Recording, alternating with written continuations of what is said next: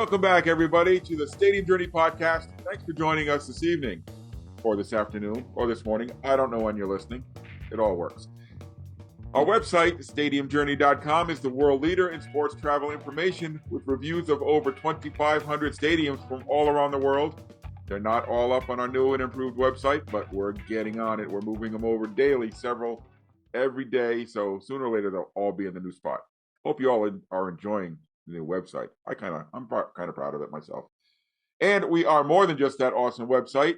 You can connect with us on our social media channels. Follow us at Stadium Journey.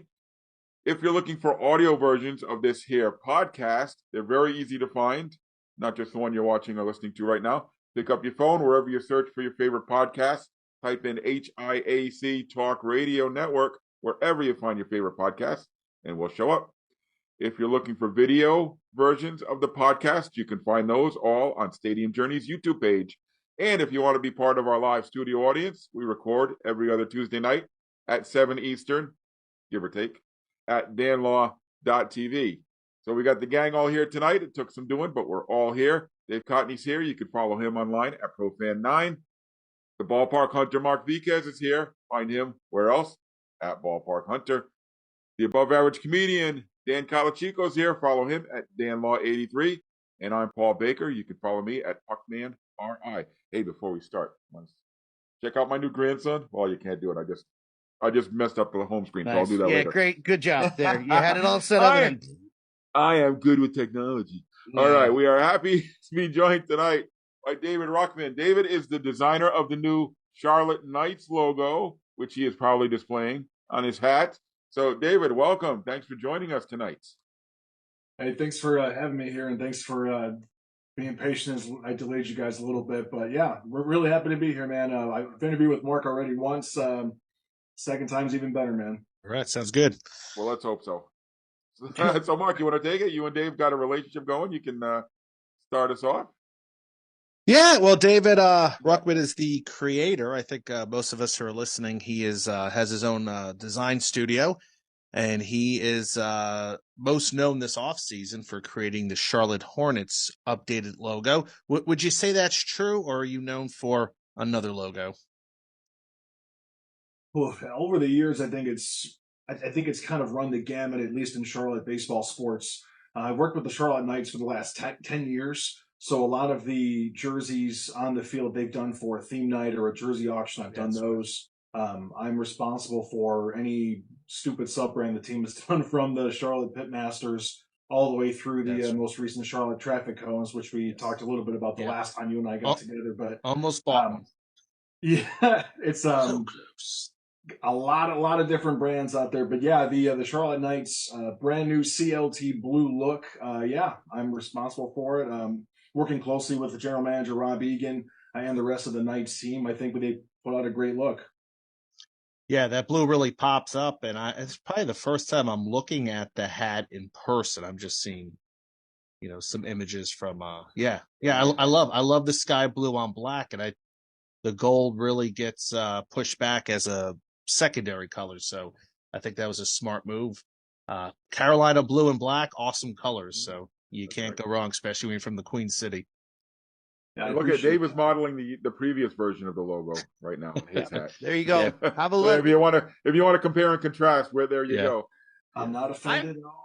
Just hanging out. I'm disappointed now because I was going to ask all these Michael Jordan questions, what it was like working with Michael Jordan, because Mark had him designing the Charlotte Hornets logo. So I was like, oh, did I say Hornets? You did. You were nodding your head. I'm like, why is he nodding his head? Charlotte Knights, yes. I went right on my phone. I was like, wait, Hornets have a new logo? Yeah. Okay. Around at the Knights were the Hornets back in like 1892, so it still kind of works. I mean, that lineage. Yeah. Okay. So Well, did you do any Hornets throwbacks for the Charlotte Knights? I actually did, saving the conversation here. So back in 2019, the Charlotte Hornets' 50th anniversary of the 1969 championship team was taking place at Truist Field. So at that time, we had, I believe, one or two of the last surviving players from that team in the area, at least, and another son and or daughter come to the game. So a small group were on the field being honored. And that night, the Knights wore the Charlotte Hornets jerseys that were worn at that time, plus the Hornets C cap with the navy and the crimson red like they used to wear. So really, really awesome event. I actually have one behind me. If I move anything right now, though, in my studio that I had to rig up in 10 minutes, I think things are going to collapse. So I'm just going to stay right here. But it's back there, and I love it. It was a great night. Yeah, we'll look it up. So I'll let Dave take it, but before he does, how many hats or uniforms do you think you created for the Charlotte Knights during your time with the team, or still do? It's a really good question. 10, 20?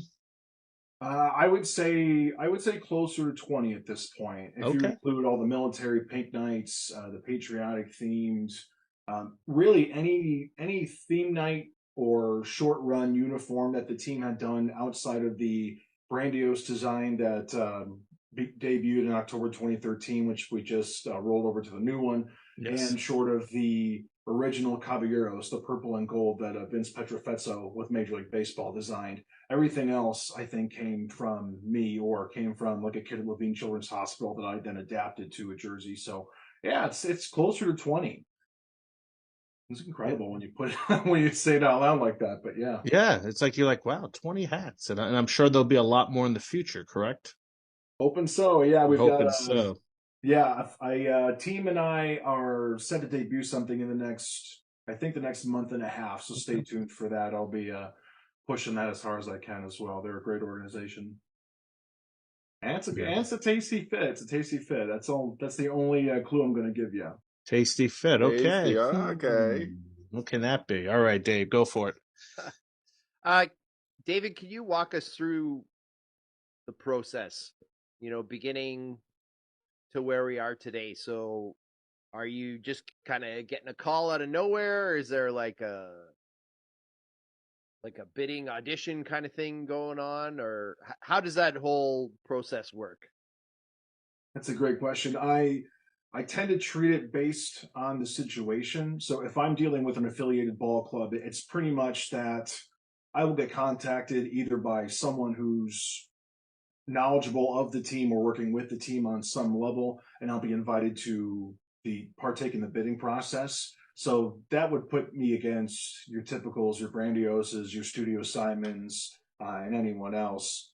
Even Fusser Design, he's amazing too. But you've got 3 or 4 groups who will put a bid on a graphic and brand design project like this, the same way that you would see larger companies put in a bid to help build your ballpark or help redesign your control room or help install a new video board, that kind of thing. So a lot of the big dogs kind of work that way. I've also had the experience on the other end of the spectrum where it's luckily enough for me, it's by reputation, where someone's just called me and said, hey, I saw that you did this. Would you be up for something similar, with this organization we're trying to have over here? Or I had a former coworker at the Knights running a flag football league and organization for youths in the area. We've got maybe 3 or 4 cities within that outfit, but I designed their logo because of the shared camaraderie and just working together in years past. So it kind of runs both ways, I would say. But for the bigger projects, yeah, I'll be bidding against a lot of the same people who inspire me to do what I do today. So, but from start to finish, I would say the bidding process and actually getting into that first meeting with the client to dive headfirst into what that team really wants to do, that's probably about 3 weeks to a month, somewhere in there. And what are they asking for, like an end product? Are they saying, okay, we want a new everything. We want a new logo. We want a new cap logo. We want new uniforms. We want the whole 9. Is that one big package that you're putting together? Yeah, that's essentially it. We have to work within the confines of Major League Baseball and the deadlines that they have. New Era cap, for example, anything that you want to wear for the 2024 season on a theme night level has to be submitted by the first week in March. Whereas if you have uniforms and things, primary logos, word marks, letter marks, etc., and even the numbers that appear on the jersey, all those things have to go into that package. And Major League Baseball needs that for their style guide productions by June. I think the end of June this year for anything 2024. So we're working within the confines of those deadlines. And yeah, it is a package deal where I'm providing a team a primary logo that would be just the champion piece that they use in all their branding, advertising, anytime it appears on television, for example, those huge logos that you see on the LED boards when you're in the ballpark, I do those. But we take those pieces out, so the word mark that appears in your primary appears across the chest on the uniform. And the major piece of a logo, in this case, it's a little unique because there's a C here and there's not a C in the primary, but oftentimes a piece of that logo will appear in some form or fashion on that home cap. So we talk about logos on a cap and having it done by a certain deadline. We're not just talking about a home cap logo. We're talking about, okay, how's it going to look on the road? Do we want to have an alternate in there just to kind of keep things fun, but also relevant to the new look and feel that we're putting out there? Is there a second alternate that can kind of get us further out and kind of flush out this story a little bit further? We don't want the story of the new brand that we hope will last 10, 20, 30 years, however long it is, to be just a short read and then someone just chucks it. We want it to be a deep dive, and we want those pages to keep writing and keep growing and keep thickening that book over the course of time. And by doing that, we have to provide a lot of those elements up front.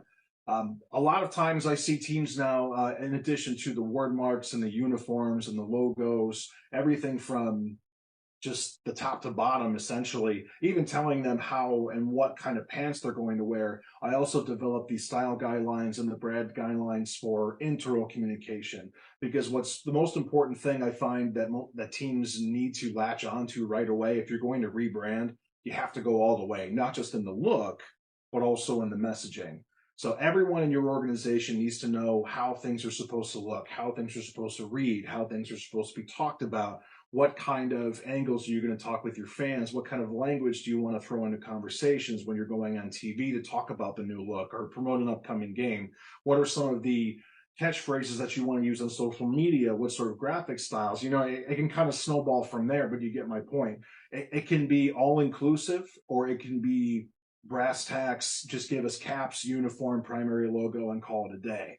The Knights were more of the latter in this case because they have a very capable marketing and design team, a lot of talented people in that organization, video department as well.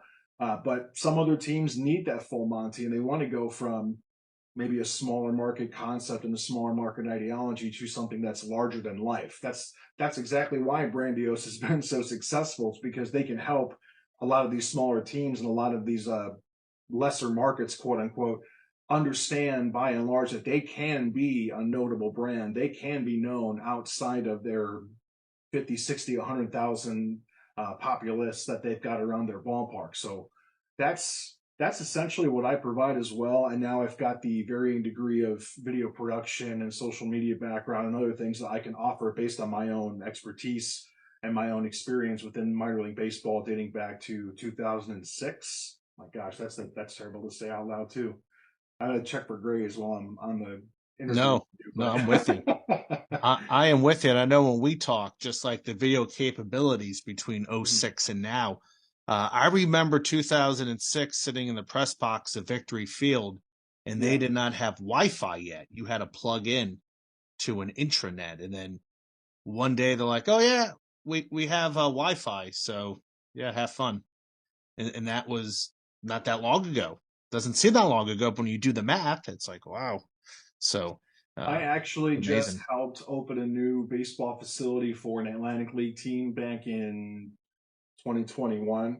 And without getting too specific on it, there was one event where there was a commencement ceremony for a local college, certificates and associate degrees, and it's a 2-year college. But I did not detect any internet in that building that morning when we did the commencement ceremony, and there was an expectation of a live stream. So My smartphone, thankfully, my iPhone was able to handle it, and Oh goodness. we got through that. But 2006, 2021, sometimes things don't change. It's just now we've got more tools to see how creatively we can screw things up. So Yeah. Yeah. So yeah.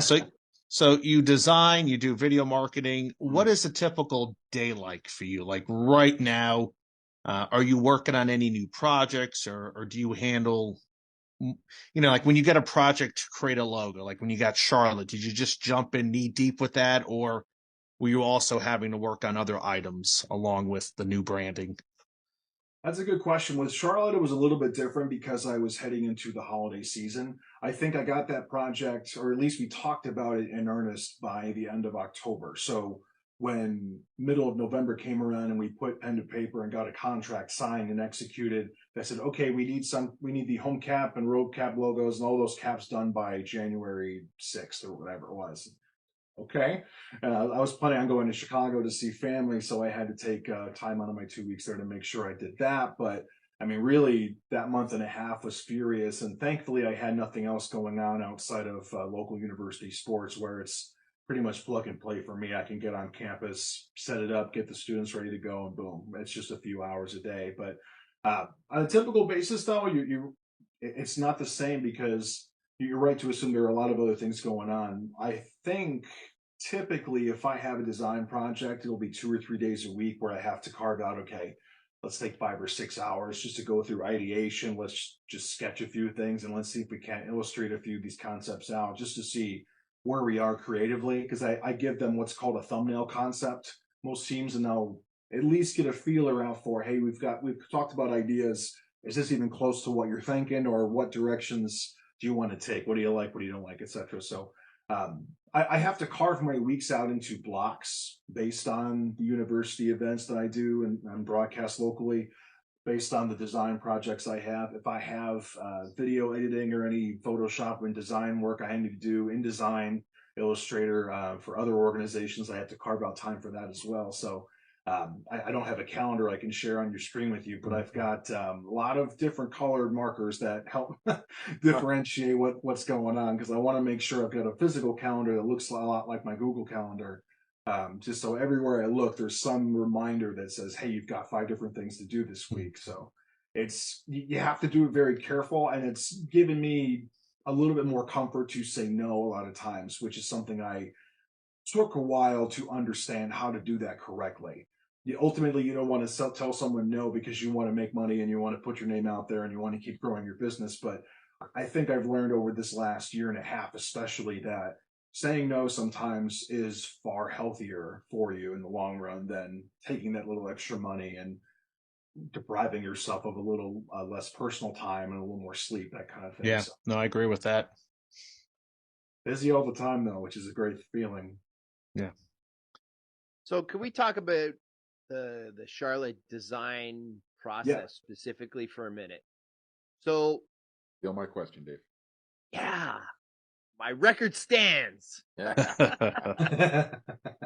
How many designs would you say hit the cutting room floor? Both, like, just on your own, you go through a few things and you're like, I don't like that, I'm not sending it on. And then how many do you present to, like, Charlotte? And then, like, obviously they would not pick 5 logos or whatever, they pick 1. So yeah. how much ends up on the cutting room floor, kind of in both sort of stages? And do they come to you with a wish list, like we want this, this, and this incorporated into the design? Dang, you stole my question. That was my next one. All right, two-parter. answer them in order out of respect then. So the nice process, at least as far as sketches go, I would probably, any typical design project, I'm probably going through 24 sketches before I get to a concept or 2 concepts that I really like the most out of them. And this is going to dramatically change based on what the client gives me or what the organization or team gives me.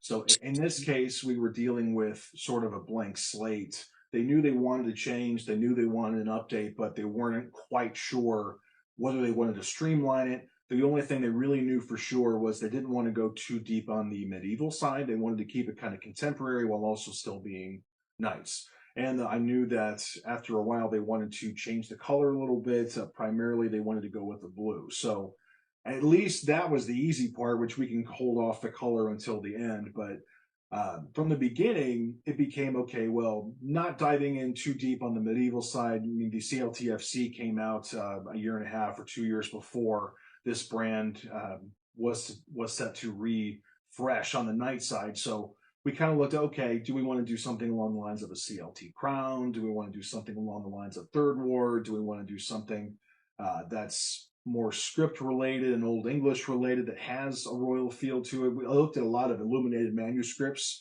You would not believe how many days I spent in a library scanning just pages from illuminated manuscripts, type of literature and Old English, and just tracing and learning how to write and learning how to draw all over again, in a sense, before I could digitize those things and make them into illustrated sketches on my computer, quote unquote. So I probably went through this time around, I probably went through anywhere between 35 and 50. I would say was a good number. Just a lot of different ideas.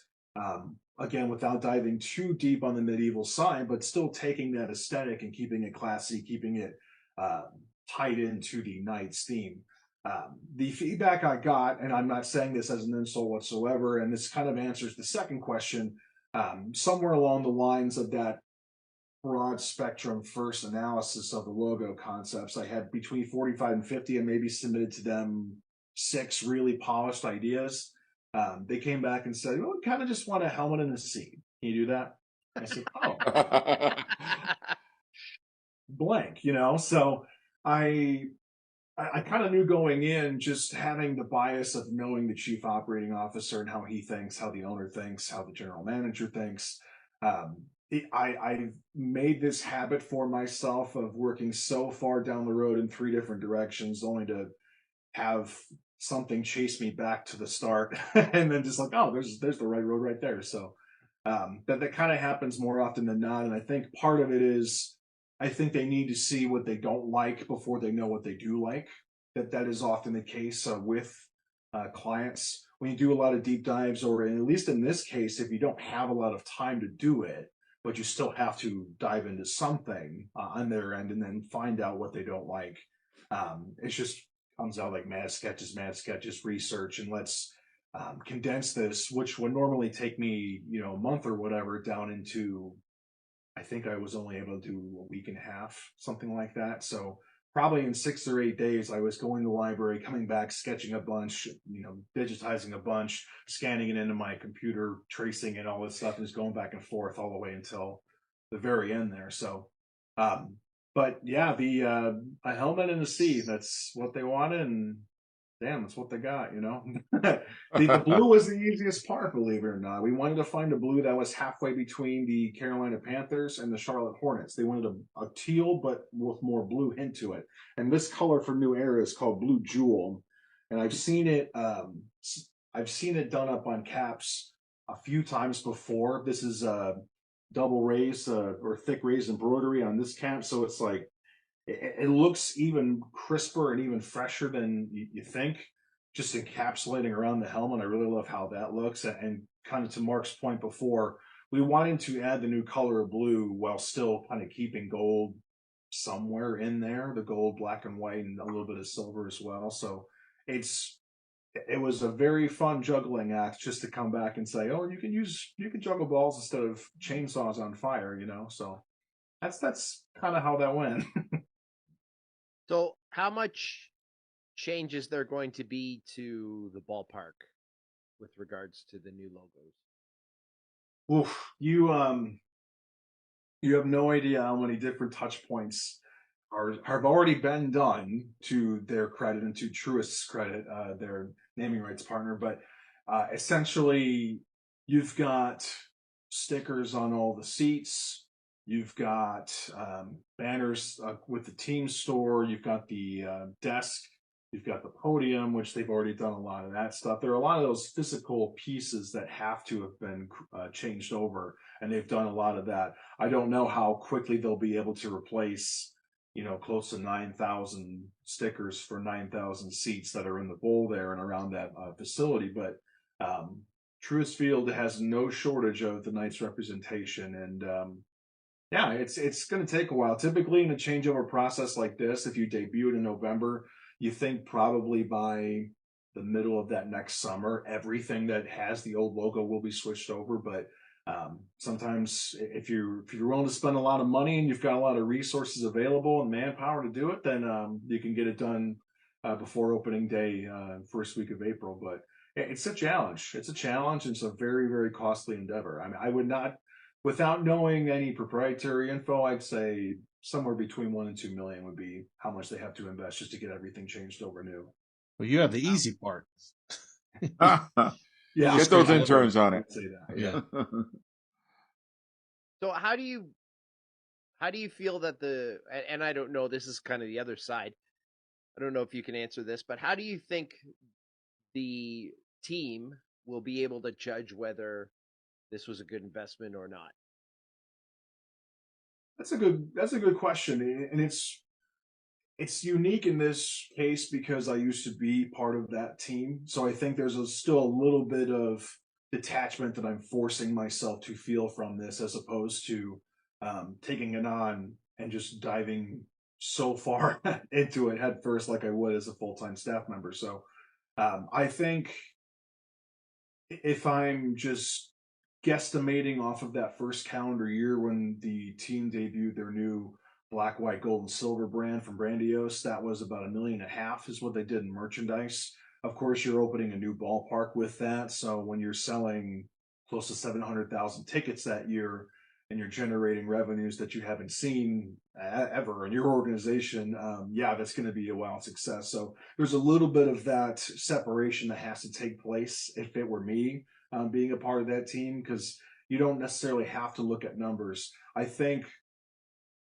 for me, if I'm going to judge it from a successful standpoint, yeah, we're going to have to see some merchandise move. Yeah, I would love to see a lot of fans wearing those hats, especially if they're wearing them at Panthers events or Hornets events, because the colors are kind of similar now. That presence in the marketplace where the team maybe felt like they weren't seeing enough of that gold home cap, I think that would be a good judge of success for them. So ultimately, I think it would be really nice to see the team kind of take to it in a whole new way too, just because we think about all the time how many people are going to buy caps, how many people are going to buy shirts, and etc. But you don't often see the players like they did on the night it was unveiled in earnest.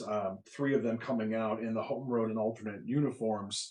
You don't know if they're going to react to it in a more positive way. And in fact, there was a player who suggested that the new blue alternate uniform is a pullover as opposed to the button-up, just because it's a lighter fabric and it's easier to deal with on the field. So if the players respond to it in a positive way, and maybe the record goes from more losses to more wins, then hey, that's another measure of success as well.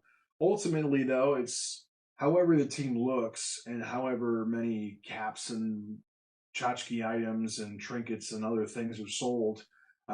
My measure of success has always been how many people are coming out to the ball game and how many fans are leaving with a smile on their face knowing that I entertain their faces off.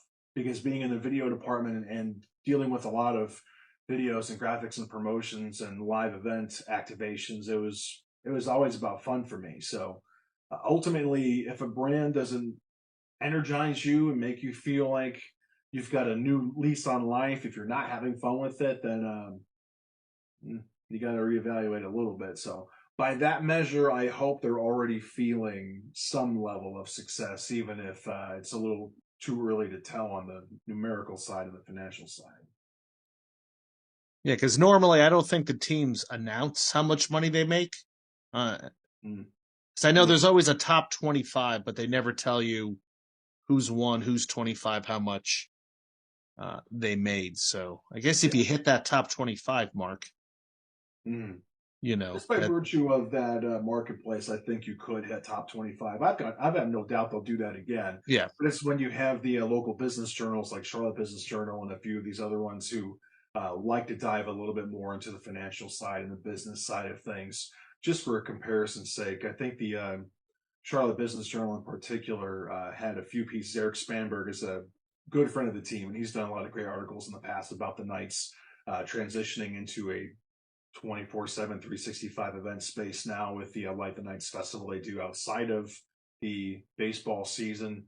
Just cataloging everything from the start of the groundbreaking back in 2012 all the way to now. He's been there pretty much all the way. So I have no doubt that he'll be checking in again at the end of this season to ask the team that very same question. But minor league baseball, I mean, I understand from their perspective, if you want to keep it to you're the 25 best-selling teams, of course you can kind of guess who's going to be among those 25 just based on the number of fans they bring to their ballpark. But it's always nice to see a few of those teams in there who are coming from smaller communities but have big brands and big ambitions breaking into that mold. So it's still a little ambiguous, but that it's a very small group of ambiguity. You gotta celebrate and appreciate them all for it. Yeah, I know exactly. I live in Indianapolis. The Indians do quite well. I don't think they've changed that word mark since the mid '90s. Nope. And Yep. even though I've suggested that they should maybe go back to their past, but they're doing a great job. They attract, I think Charlotte and Indy are always like number 1 and 2 in attendance. So that also helps when people are coming out to the ballpark, from the community, walking into that giant gift shop, which is just full of not only your new hat, but the traffic cone hat and throwback hats and pink hats. And it's you could spend several days there. I think I've spent a couple hours and within 2 days inside that gift shop. It's quite the thing. Quite the thing to see. It's one of the better ones I've seen in AAA baseball. Yeah, I would tell you, Last I've year- been in Indianapolis a couple of times.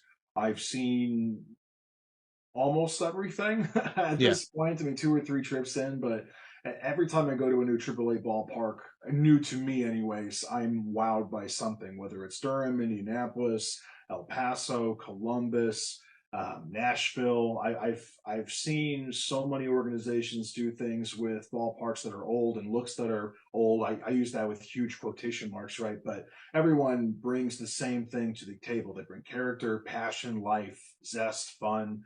As long as you're putting your best foot forward, and all of those teams do, you're going to have success no matter where you go, no matter how you look, quite frankly. And taking care of your ballpark is the same thing like taking care of your brand. You have to be diligent with it, and you have to keep adding some polish, adding a new coat of paint to it every once in a while if you need to, and really taking the effort to make sure that lasts longer than it's expected to. Some of these ballparks at this point now, especially on the AAA level, you're talking about 30, 40, 50 years in some cases, where the average lifespan of a ballpark now is what, 25 or 30, something there. Seems like that. So it's I love the geezers, man. If I can go to more of those ballparks, I mean, my goal is to go to all AAA and AA by the end of next year. I'm starting to work through the plan right now, but if I can get there and just examine the character of it, one of my favorite reads is Ben Hill from Ben's Biz blog and MILB.com. It's that level of interaction with each team and that level of experience that I want to achieve. But they all have something great to offer. That's for damn sure. Yeah, we've had Ben on the podcast. Yeah, we've had Ben on here, and we might need to get him back on. It's been a couple years. Yeah, a lot of changes. Yeah, a lot of changes. I think that was before Yes. the big reducing it by 40, 42 teams. So yeah, definitely love that guy. As a designer, what brand, what team would you love to get a shot at? Maybe not. Let's not talk about the financials because you'll make bank on it. But yeah, what brand would you just love to take a crack at artistically? Wow. We stumped them. I've done this stretch of podcasts now, and I'm thinking like, okay, yeah, I can kind of detect what questions will come, but that's really good. I would say there No are probably softballs on this one, buddy. Yeah. This Yeah, isn't Fox News, MSNBC. yeah, that's a big gotcha moment for me right here. There are three that come to mind right now, just because of their history and because of the look that I've always assigned to them. Number one is the Albuquerque Isotopes. Um, they've had they've had such a history there, and you've got obvious ties to the Simpsons and a lot of other things. I don't know if any of you've been to. Hopefully you've been to the ballpark, but it's Old one. Old one. it's one of those things where the character already defines itself, and you don't necessarily have to fix something that isn't broken by any means, but just to give it a little bit of different look and appeal to it. Keep it Albuquerque Isotopes. I mean, I'm 100% on board with that, but just something to update it and something to give it a little more zip, similar to I wouldn't say similar to the Akron Arrows, but it was around that same time where you saw that intermediate phase where they became a new version of the Akron Arrows, and there was a little more zip to their logo before ultimately becoming the Rubber Ducks, and Yeah. then even for a while having the bathtub rubber duck look like they had. So that was always one. Kane County Cougars is another one that comes to mind for me. I'm Oakland, Illinois is my hometown, and I grew up around the area. So in addition to them, the Schaumburg Boomers and the Windy City Thunderbolt and all those folks, a lot of folks in that league, I've been to those ballparks pretty much before I was at major league ballparks or minor league ballparks, and a lot of those teams, just going through all of them in my head right now. I mean, yeah, I'd love to take a crack at all of them. The Joliet Slammers, they've got a jailbird as their logo, and it's a great look, great theme. But just let me take a crack at it. Let's see what happens here. You could always, I could always be a total homer and say I'd love to do something with the Chicago Cubs and get a crack at that too. But again, if it's not broken, then why would you want to fix it? Certainly my mindset is I take on every project like I've always wanted to do it, because I'm doing exactly what I've always wanted to do. I talked about this at great length with Mark in a different conversation, but I've been drawing my entire life. I grew up drawing baseball cards, drawing hats and uniforms and that kind of stuff. I fell into video just by college and with my first internship with the Peoria Chiefs, who were at the time a Cubs affiliate. I fell in love with Harry Carey at a very young age, and my parents kept me up for that first night game in '88. I mean, baseball and drawing and art and video have all kind of been part of my life the entire way. So just having them coalesce and then sometimes collide and sometimes just run parallel with each other from time to time has been just a dream. So any team, I think, would be a dream come true for me, but at least for now, we'll stick with those. Yeah, stick with the Knights. Yeah, I'm with you with the Windy City Thunderbolts. They can use a new look, a rebrand. And I got to tell you, that's the closest ballpark to my mother-in-law's house. That's a great time. It's just a fun little funky ballpark, and oh yeah, it's different than some other independent teams. I know we're off topic, but since you brought up the Windy City Thunderbolts, What? it's like We go on a tangent? yeah, No, it's like never. half a stadium. They have great beer specials, but you're right. They have a nice interlocking logo with the WC, but like a main logo. Yeah, there's so many cool things you can do with a Thunderbolt, like personify it or give it a zip. Yeah. I'll talk to some people, see if we can get you guys talking. All right, yeah, that's awesome. That's awesome. I think that's Finder's fee.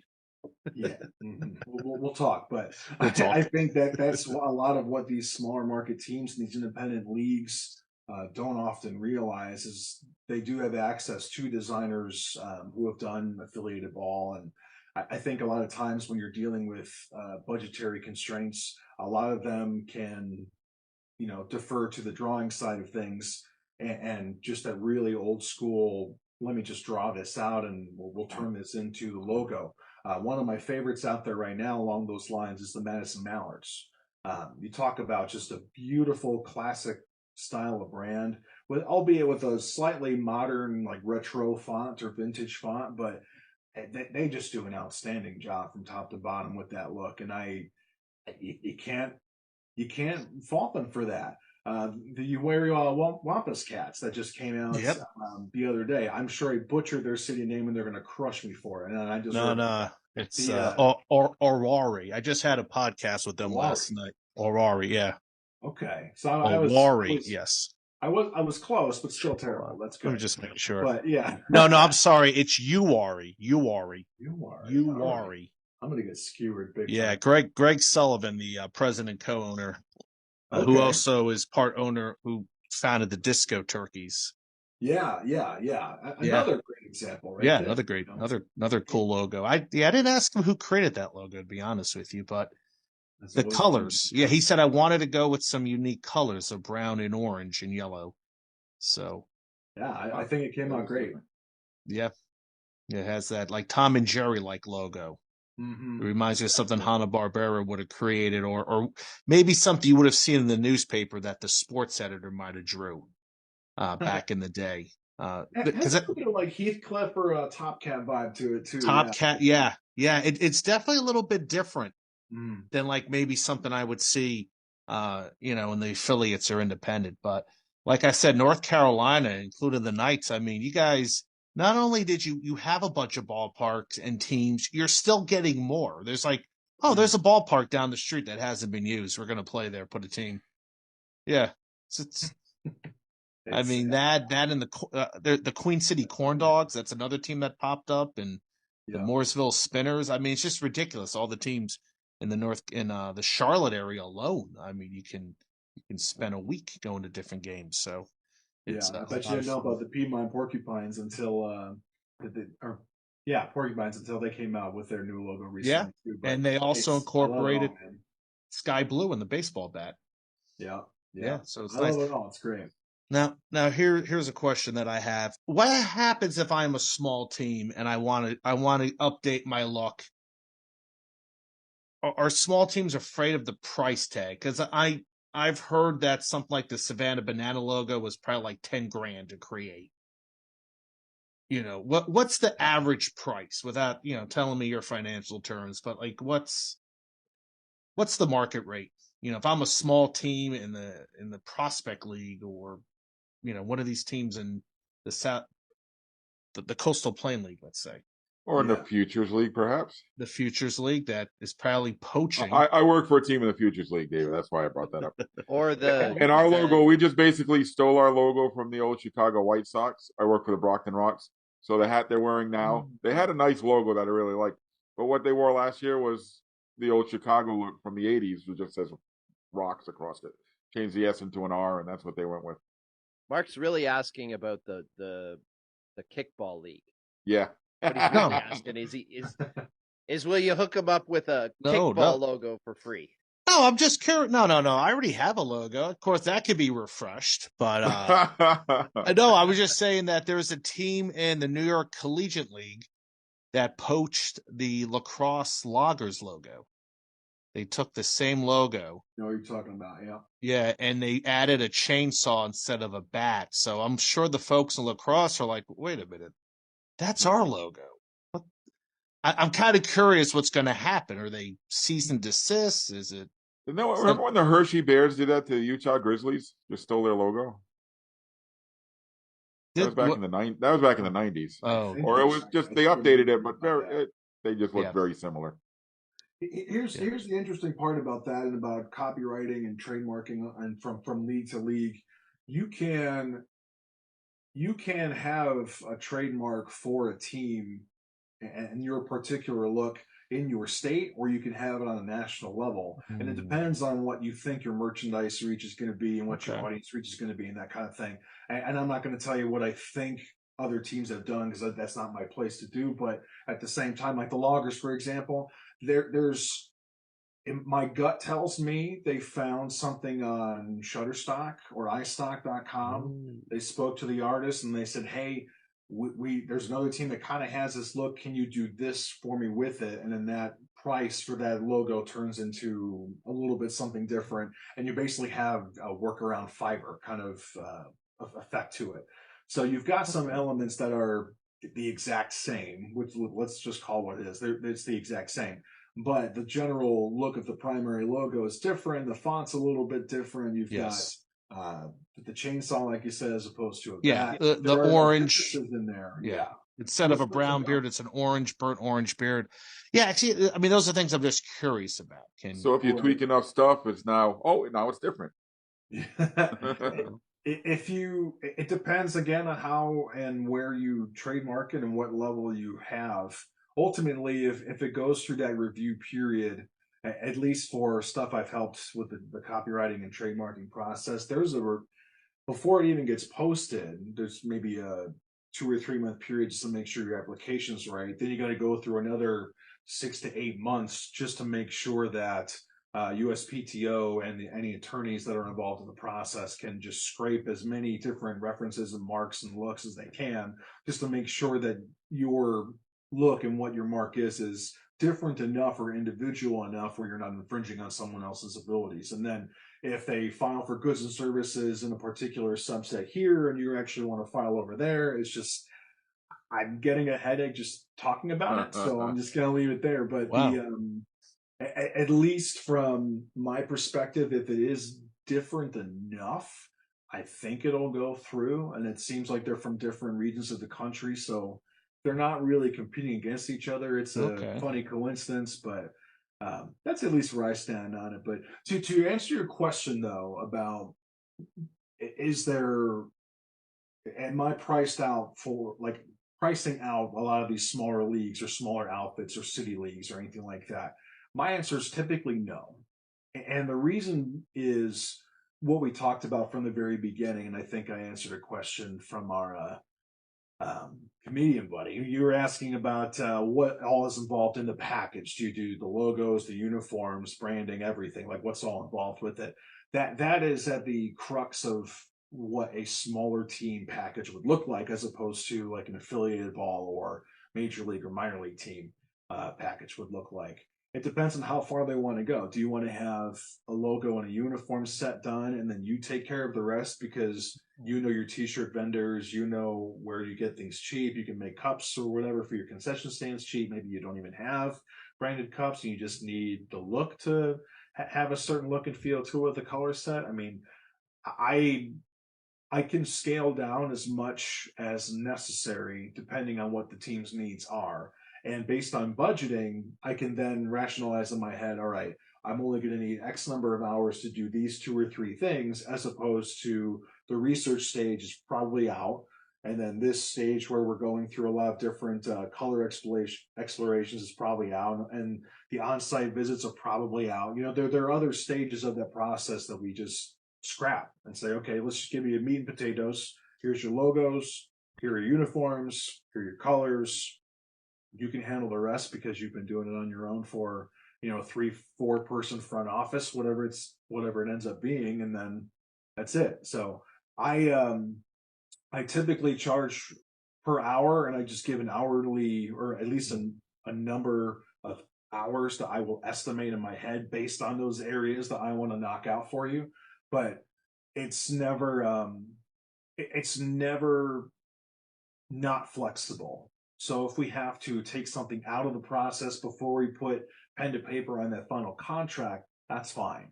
If we have to go back somewhere down the road and we're 75% of the way done, and then we realize, oh crap, we actually need this a month earlier. Can you do that? Yes. And the reason is the same that I would have for any client. I always want to over deliver, and I'm for repeat business. I don't think rebranding and I don't think designing uniforms for a brand new team or a brand new ballpark or whatever is a lot of repeat business inherently. But at the same time, those are the same teams who will come back to me a year later and say, hey, you know what? We could use a branded cap shuffle with this new logo. Can you animate something for us? Yeah, I can. I can do that for you. Hey, we want to start a kids club. Can you give us a cartoony looking mascot to go along with this brand? We didn't do that the first time, but now we want to add a mascot. Yeah, we'll do that for you. And we'll have, whatever price attached to that. And I think it goes back to one of my original points where if you're going to rebrand, you want to be all in with it. I don't think there's a similar timeline that everyone's going to follow. You're going to find things now, a year from now, 5 years from now, whatever that timeline is, that's when you need it. And I hope I can be around with a good relationship with you as an organization or a team to make that happen for you. That's more important to me. Just being there for the organization that put their faith and trust into me, and then the fact that I can make their next brand look great. That's me paying them back for them paying me. If that doesn't sound weird at all, does it? But No, that's not in essentially this how this case. relationship works. All right. I had no idea how deep like a redesign would go to all the touch points you're talking about, David, about every little piece of the stadium, and then the just the overall look, and how it can be a deeper dive than just, oh, we have a new hat. It's just incredible. It's a side of this I've never even considered, and I'm hoping a lot of our listeners are learning for the first time too. Yeah, and I learned a lot because you and I already talked, and I feel like we're having a whole new conversation about the same subject. So, some good questions from Dave Contney today. So that's David, we've talked a lot about the Charlotte Knights redesign. Is there any other stuff that you've worked on that people may be familiar with, or? A lot of it is with the Knights, or if it's local, I could run through different things. At least on the Charlotte Knights side, if you're familiar with food and fun food themed identities, the Charlotte Pit Masters came out in 2017. I did that for the organization. That was just on a whim, and it's without getting into that huge conversation here, but 2018, when the team debuted the CLT, the 83 White Sox inspired brand they wear on the field. I did that for the team because it was helping us celebrate our 20th season as a Chicago White Sox affiliate. That has now been adopted as the second official alternate logo for the Knights. So they'll be wearing that with more regularity from now on, which gives them a lot more access to merchandise in a quicker fashion as well, and some new set of licensees if they want to do more merchandise stuff for the team store. So it's exciting. It's exciting. But I had no idea, by the way, how much a CLT hat for the Knights would take off. Probably just as well, if not better, at one point than the original Gold C logo. And you threw me for a loop if you would have told me that in 2014 as opposed to, hey, 2018, you're going to be pushing a lot more of this stuff. Are you cool with that? Like, no, but it's been exciting. 2019, after, as I mentioned before, Vince Petrovesso did the Copa de la Diversión, the Caballeros, purple and gold. The team asked me to help them design the new green and gold based brand around the horse, bringing back a lot of some of that symbolism that was used in Fort Mill, South Carolina, while adding some layers to it. So I did that. The Queen City City Connect jerseys that the team put out there in 2017, I did those as well. 2019, the Charlotte Traffic Cones. I adapted the brand for Kids Day from a jersey designed by the Levine Children's Hospital. That's a lot of the neon rainbow colored striped uniform that you might have seen that year. Beyond that, there are just things I can't necessarily talk about yet in affiliated ball, and some other things that are coming up, but stay tuned. Mum's the word there. But beyond the Knights, the team's photographer Laura Wolf, she does outstanding work. I helped design her new watermark and her new primary logo for her website and other things. Doing that for a couple of friends as well has been kind of nice. I helped design the Flag Football League logo, as I mentioned earlier, which is expanding beyond North Carolina, South Carolina, and Georgia now. It's kind of all over the place, and it's hard to list them off the top of my head, but that's okay. If you're at least familiar with stuff that you've likely complained about on Facebook or made fun of, that was probably me. So. All right, let's see. I've got a couple questions as we're starting to run out of time here. Sure. What are some of the stuff that you've seen that really gets you excited, and like favorite overall concepts or logos or something like that? Well, I absolutely love any brand identity that has um, just a local. It doesn't have to be a delicacy, but just something that's well known in that area, and that just creates a visual you might never have expected beforehand. I love that kind of stuff. To better explain by example, the Tulsa Drillers, for whom I worked back in 2010 and 2012, they're really my first full time job in professional baseball, or really ever. I love those guys, but the a few years ago, they teamed up with Brandiose and created the Tulsa Noodlers. And to kind of talk about the noodling aspect of catfishing and all this kind of stuff, a big catfish market out there. And the concept of a huge catfish with someone's feet sticking out of the mouth just made me laugh so hard. And having the Noodlers baseball stylish fonts along with it, the neon green with that really deep blue, I was just in love with that brand from the start. Nice. I love that kind of stuff. I love the Fresno tacos. That was part of what inspired me to look at different food ideas for the Knights, plus my one season as a marketing director with the Montgomery Biscuits. Another team I love. It's that kind of stuff I really love to see teams do. It's just taking campy and quirky and fun kind of nonsense, but then turning it into a really, really polished product and saying, this is great.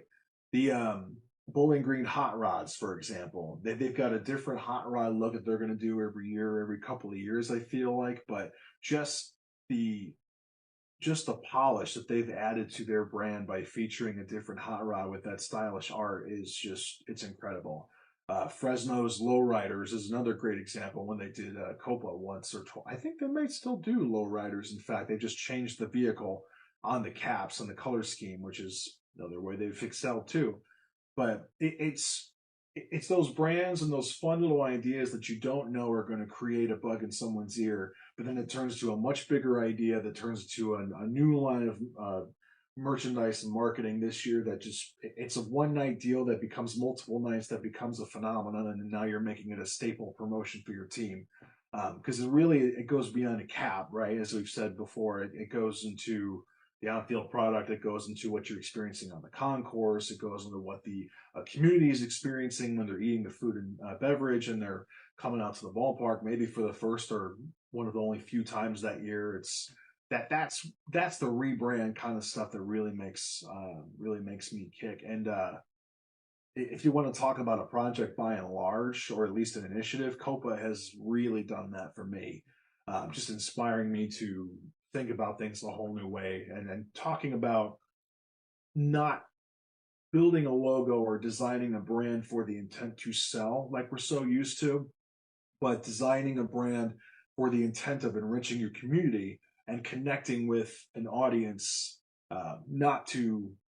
who's not there to buy tickets from you, but who's underserved in a lot of ways. And any opportunity that we have to shed a spotlight on parts of our community that can use a little more help, a little more TLC, that fresh coat of paint, like we're talking about with ballparks and logos. I mean, that's the kind of stuff I really love. So anytime El Paso mariachis and a lot of these other ones can come out, it's bring it on. I love it all. Yeah, it's been great to see that Copa initiative really take off. What started with just a few teams now involves almost everybody. Yeah, like you said, it'd be awesome to see that. So, I mean, you see it once in a while, like with, say, an autism night or a pride night. I'd like to see some more of that stuff too.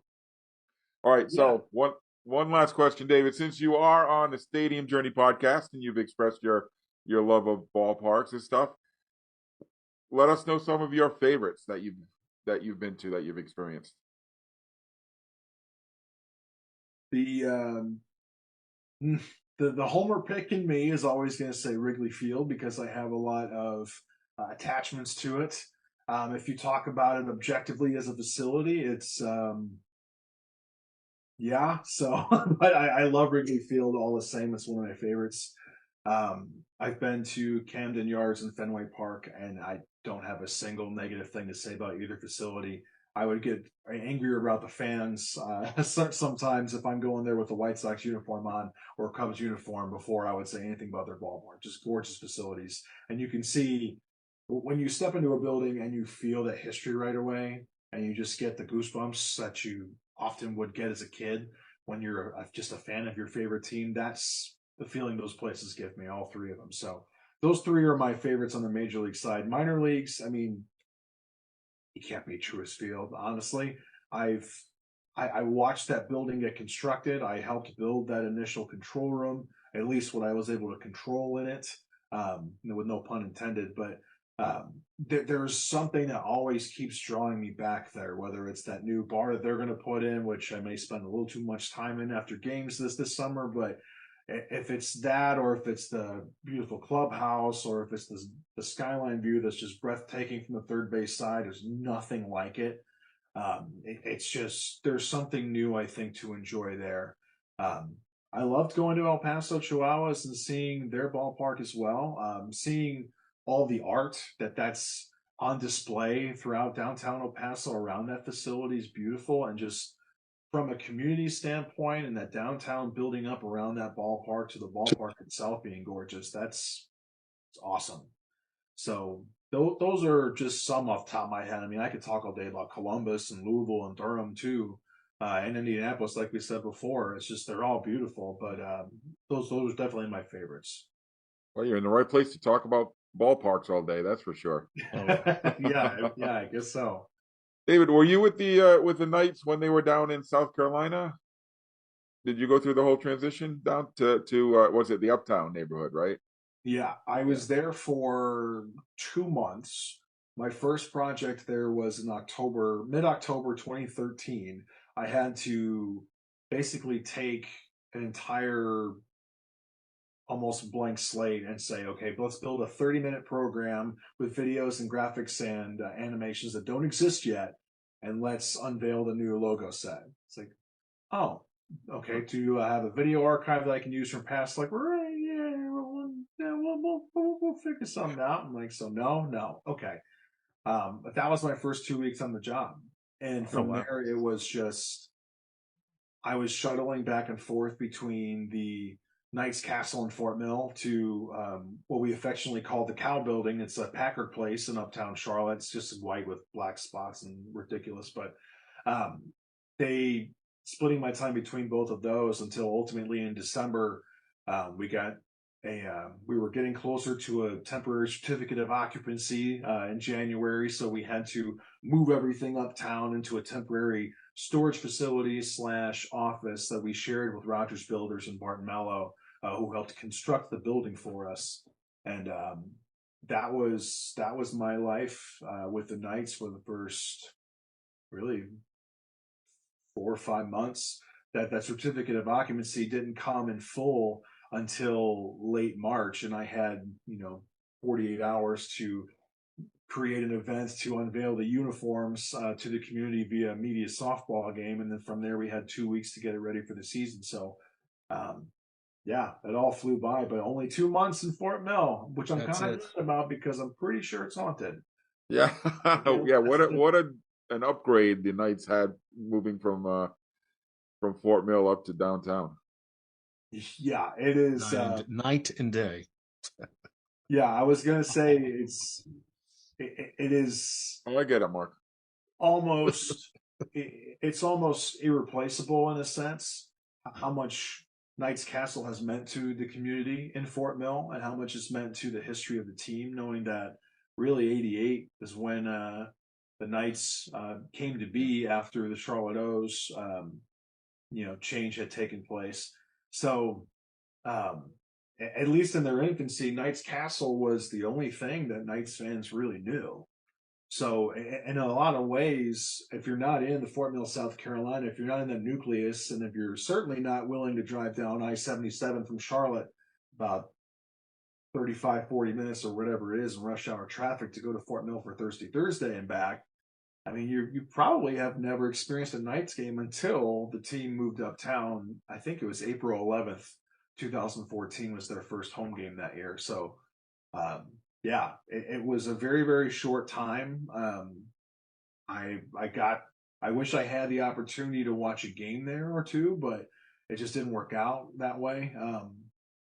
But ultimately, yeah, I don't know if I look back on that with the same emotional fervor that my other colleagues would have, the few of them who were left on that front office staff from Fort Mill. But yeah, Truist Field is what I know, and that's what I love. Yeah. All right. So, Mark, are you all set? You have anything else to Yeah, add? I'm all set. All right. One of the best views in baseball. So Oh, no doubt about that. It's breathtaking, especially at night. I don't know. gorgeous, gorgeous. All right. Well, So, David, before we let you go, we want to thank you for joining us. It's been a great conversation. We want to give you a chance to shout out your social media presence, your website, anything you would like our listeners to know. Maybe somebody's out there listening and would like to contact you for a future project. We'll give you the floor for a minute or two. All right, I'm actually going to try to be brief this time. First of all, thank you all for having me on. This has been great, and thanks for putting up with me to try to get video together when I asked, "Is this a video podcast?" Yeah, it is a video podcast. So thank you for that. If you want to simply connect for a conversation, it's ruckmancreative@gmail.com. Just shoot me an email and just shoot the breeze with me. I'll do it anytime, any place, anywhere, 24/7. That's just how I am. That's how I work, and that's how I want to live my life. So do that. You can go to davidruckmancreative.com and check out a lot of my favorite projects and my feeble attempt at website design, even though I do offer something similar to teams who are in quick need. That portfolio site is there for you to check out.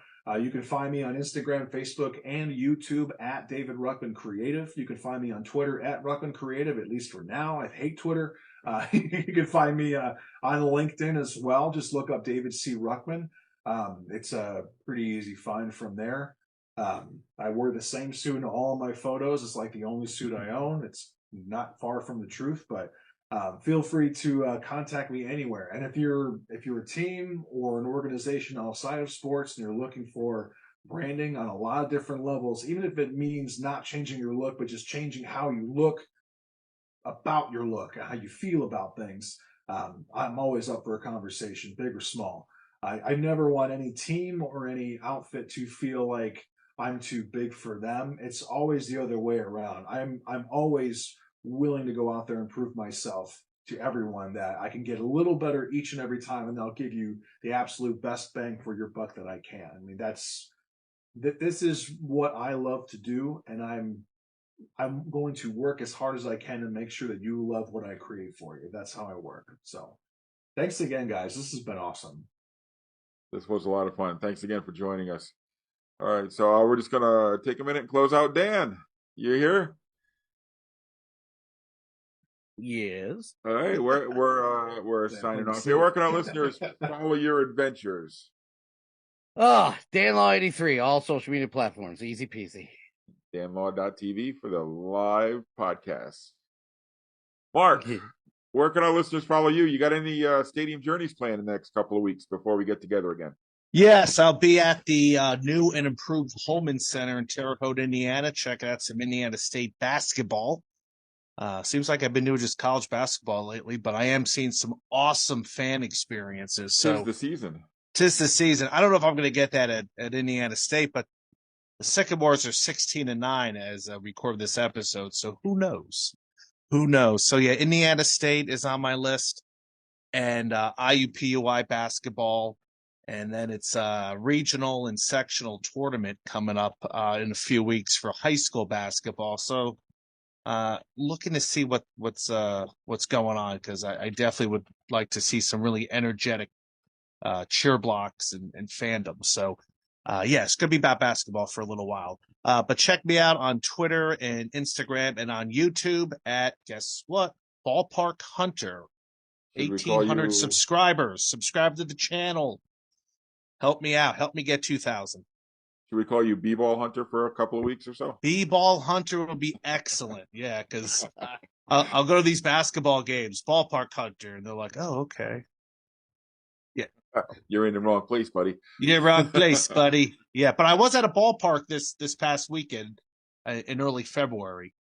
So yeah, true to my name. Some of those intra-squad games are going on. And today in Indianapolis, it was like 45 degrees. So very nice day for a baseball game. So, I had a chance Saturday to go to a lacrosse game, and I don't know if you all are aware, it was the coldest day in years up here in New England. Sounds it was 10 degrees below, so I didn't go to a lacrosse game. Sounds like, I want to be outside in -10. Oof. It was so cold that I didn't even stop at the drive-thru on my way home after a game on Friday night. I just went straight home and made myself a bowl of cereal. Dave, you got any stadium journeys planned on the for the next fortnight? And where can our listeners follow your adventures? I do. We're wrapping up the season, basketball and hockey for the OUA. So this week we've got some Laurier Golden Hawks. I'm not sure if it's going to be 2 hockey games or a hockey game and a basketball game. We'll see how kind of that plays out. This Sunday, Barrie Colts are going to host the Kitchener Rangers, so that's kind of my home away from home in the OHL. So I'm going to head up to Barrie, stay over at the cottage in Wasaga, and then we got the long weekend coming up the weekend after that. Now this one, I'm looking forward to. If everything works out perfect, I got Youngstown State Penguins, I got Akron Zips, and I got Cleveland State Vikings. 3 basketball games, 2 days. And they're all like spitting distance from each other. So that's nice. I'm hoping that all works out. Just need Akron to make sure they schedule it as a night game, and we're good to go. But you can follow all that stuff on Profan9 at Twitter and on Instagram. All right, and for me, it's a busy PA season here for all my different gigs. As like you guys all said, basketball and hockey is starting to wrap up. I have one stadium journey planned, visiting the UMass Lowell Riverhawks up at one of my favorite rinks, the Songus Arena in Lowell. But aside from that, I've got hockey and basketball. We got senior nights coming up at UMass Dartmouth. I think I got the last hockey game at Brown and a couple of P Bruins games thrown in there for good measure. And the Boston Pride are continuing their season. They're still in first place. Will it be a three-peat? Who knows? You can follow all my travels at PuckmanRI. And remember, you can find all of our stadium reviews, news items, and other feature stories on our website, stadiumjourney.com. Connect with us on our social media channels at Stadium Journey. The podcast with all its momentum, well into our 6th season. If you're looking for an audio version, want to listen to the podcast on your way to work, type in HIAC Talk Radio Network, wherever you look for your favorite podcast. If you want to sit down and watch the podcast, you can find us on Stadium Journey's YouTube page and be part of our live studio audience every other Tuesday night, 7 Eastern or so, at danlaw.tv. We will all be back. Hopefully we'll all be back. I may have a conference tournament game or 2 to do. But in 2 weeks, we'll be joined by our old friend Tim Capper. We're going to talk about the latest incarnation of the AFL. It's back. That was their press release. 2 words. We're back. Yeah, Michael Jordan like. Yeah, as always, thanks everyone for your support. Thanks to David for joining us tonight. It's a great conversation, taking us behind the curtain. So for Dan, Mark, and Dave, this is Paul wishing you all safe stadium journeys and close games on the road. Hope to see you out there real soon.